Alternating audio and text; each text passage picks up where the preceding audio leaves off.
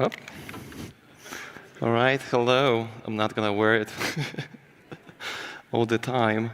How's the React Conf going? OK. So give me a second. I actually need my glasses. Yeah, now I can see you, although not in all those bright lights.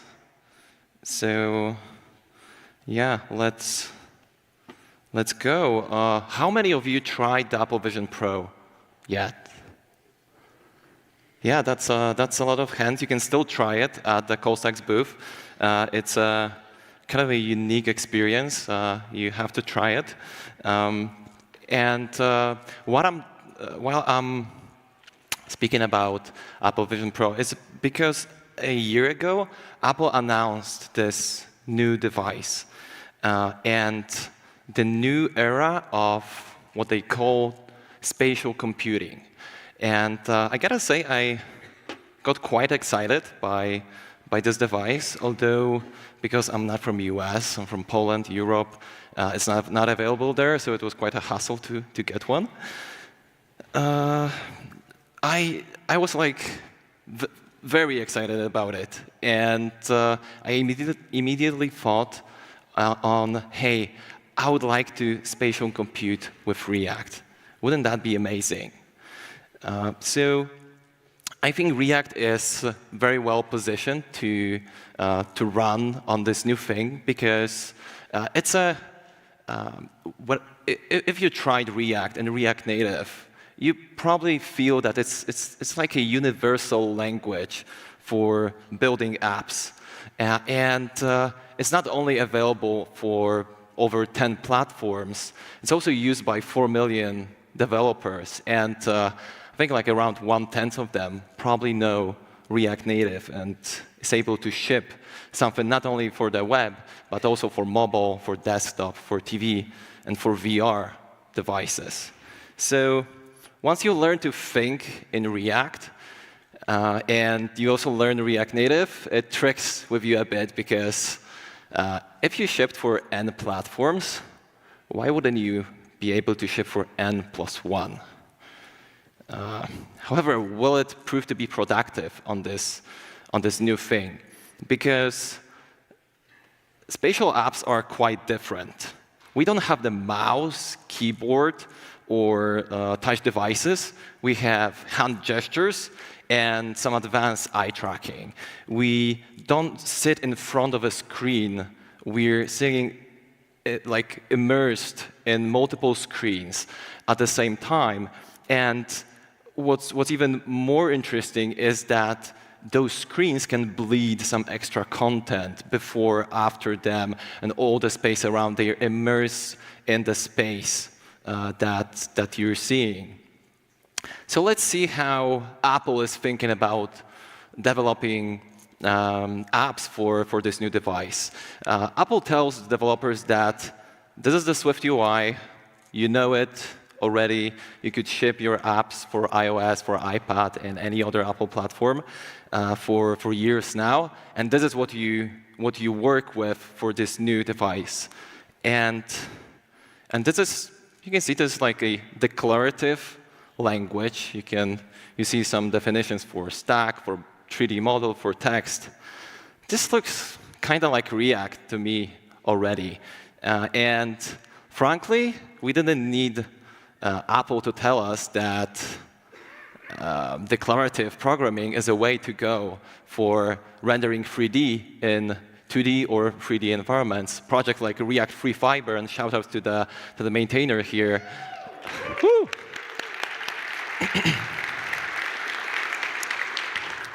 Show us for years that React is capable of doing that with custom renderers, just rendering mostly for web, but it's also available for mobile with Expo GL. So let's go back to the Vision OS, which is the operating system powering Apple Vision Pro.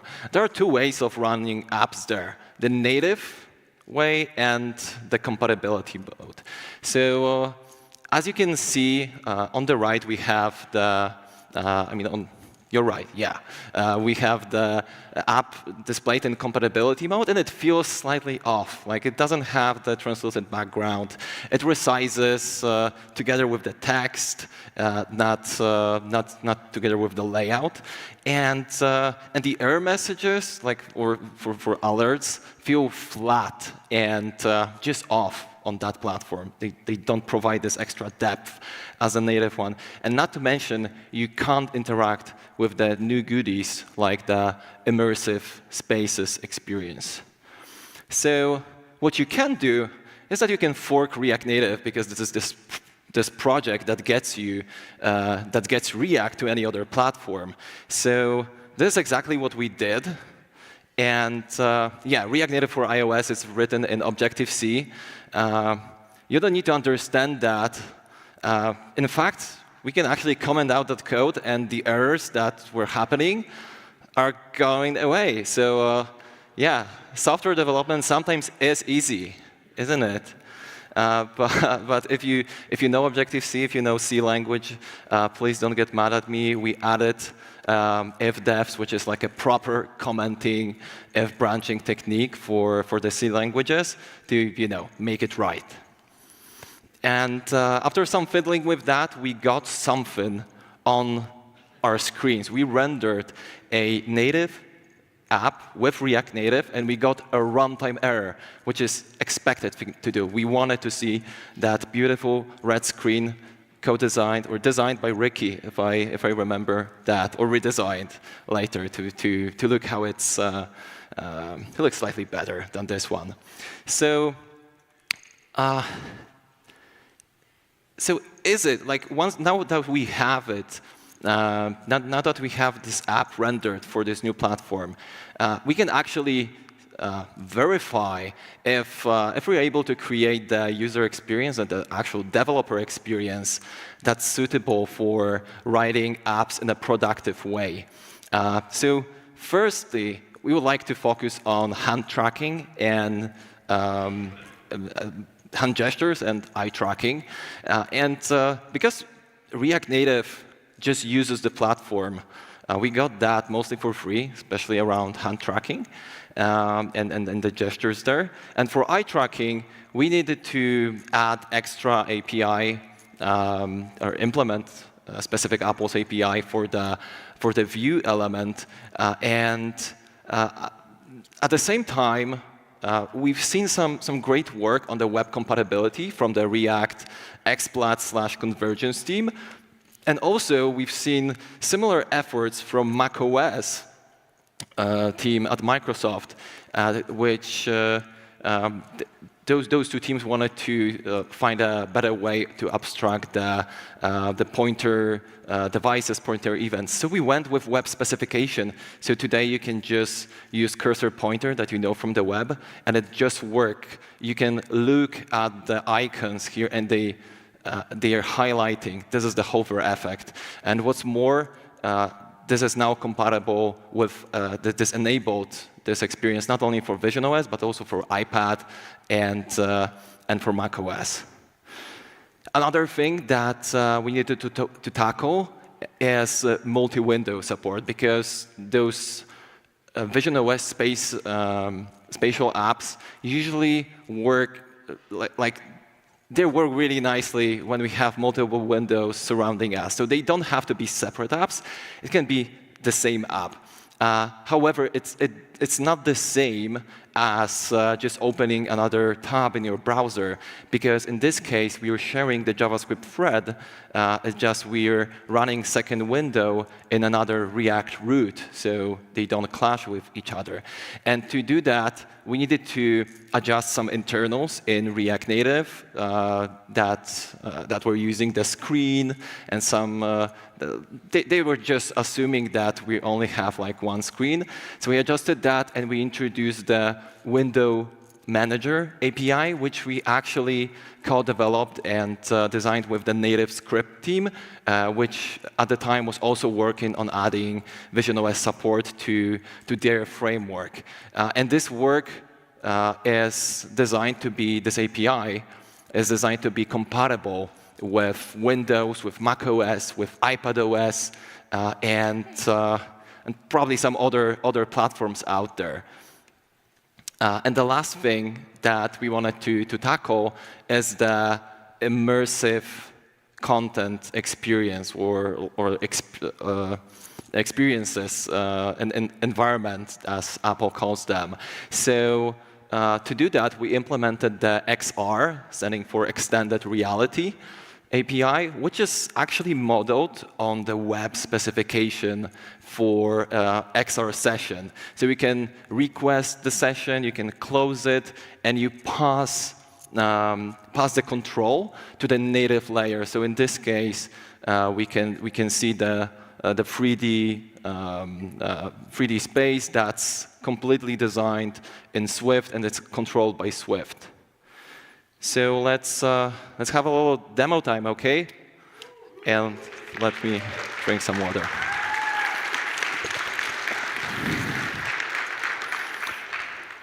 So I wanted to do this demo on this headset, so you could see yourself with all the screens surrounding me and you.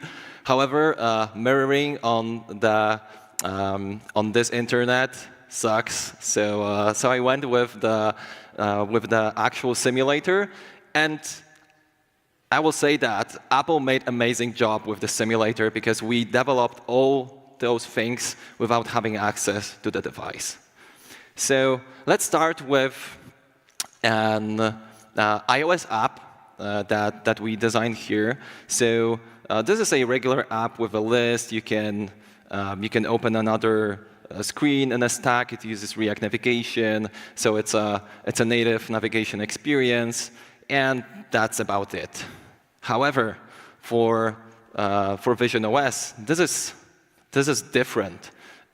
It's the same code base, but adjusted for the new platform, so you don't see like white or black background. We have the translucent background. We have the same. We have the same list.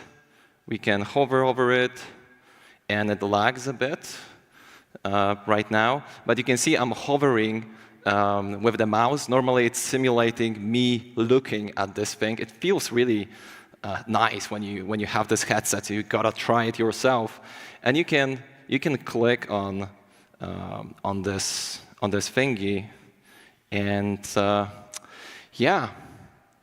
This is a live demo, and it doesn't want me to click. So maybe,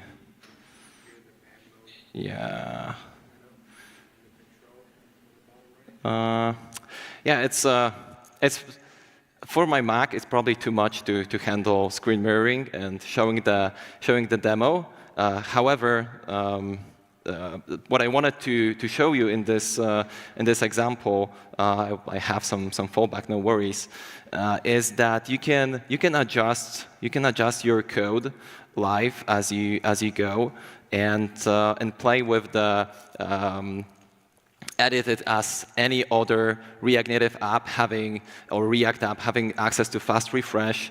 You can adjust the mirroring, you can adjust the hover experience, and yeah, let's maybe go for how it looks like in the real environment. So this is the hotel that you can probably see. This is the same app, just rendered for the production environment. And what we see here is that we're opening a element. We're opening in a new window. It's loading the 3D element. And what's cool with that is we're rotating this 3D element. It's all powered by JavaScript with React Native Gesture Handler and React Native Reanimated. So it's fully 3D, fully JavaScript controlled. And what we entered here is the immersive space that's rendered with Swift. This is designed in the Spatial Composer, which is an app from Apple. And I'm gonna show this to you actually, so you can see this. I'm entering Xcode, And this is the space, so it's almost the same as you've seen. The only missing thing is that this character here, because it's added dynamically to the scene, so that you can animate it. And you can see this is the Swift UI code. We have handling gestures for dragging this character, and we can interact with it. Although this is solely on the native side. And this is actually a beautiful thing about React Native, because if we don't have something designed or created with JavaScript yet, we can always dive into the native layer and just use the platform. And we're also working on a implementation for like a next step for that, so you could control the scene from JavaScript and control the gestures for that as well. So sorry about the live demo not working, but please. It's like working with any other app. It's just my Mac is not too powerful to handle that with the screen mirroring. So yeah, for us, working on React Native for Vision OS, it was a really rewarding experience, and we felt like React and React Native are great platforms and great tools to build experiences like that, to build new platforms for developers to enter and ship their apps. And I think a true testament to that is that we shipped the official version of React Native Vision OS at the same day this device was available for anyone to buy. The same day, day one. Thank you, React.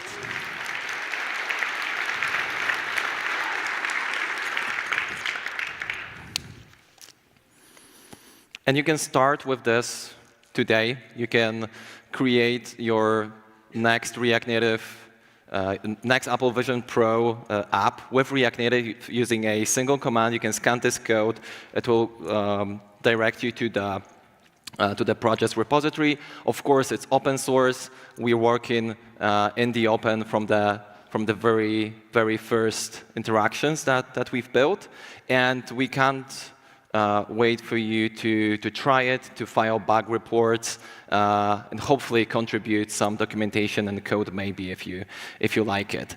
And I wanted to also mention that actually we don't know if this device is going to be any successful. So we wanted to make sure that our work is elevating the community and improving the tools that allowed us to build that in the first place. So we contributed back whatever we could. We contributed code, new APIs. We made some more web-compatible APIs for core of React Native. We contributed to macOS, to React Native for macOS, for tvOS. We contributed to Hermes and many other community libraries to make it happen. And it was a very pleasant experience working with this community, making it happen. So thank you everyone. I know that some of you working with this platform are also, and especially people that made it possible, are on the stage. So thank you very much.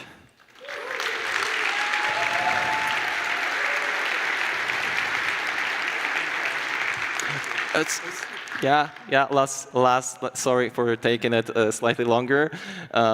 Last but not least, I want to thank two people that are core contributors to this project. Oscar, who is actually shipping the code, and he's working in Callstack's R&D, and Matt, who is our technical guidance in the extended reality world. And that's it. Thank you very much. It's been a pleasure to stand here.